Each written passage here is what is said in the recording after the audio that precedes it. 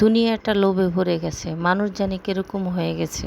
সবাই শুধু চাওয়া আর চাওয়া, আর পাওয়ার ভিতরে চাওয়া পাওয়ার ভিতরে দুটা মিল করে ফেলেছে, কিন্তু এটা চিন্তা করে না যে আমি যে এই জিনিসটা চাইতেছি আর আমার কি এটা সাধ্য আছে, আমার কি এটা প্রয়োজন।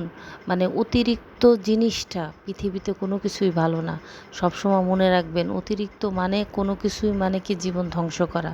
আপনি যা আছে তাই নিয়ে সন্তুষ্ট থাকেন না।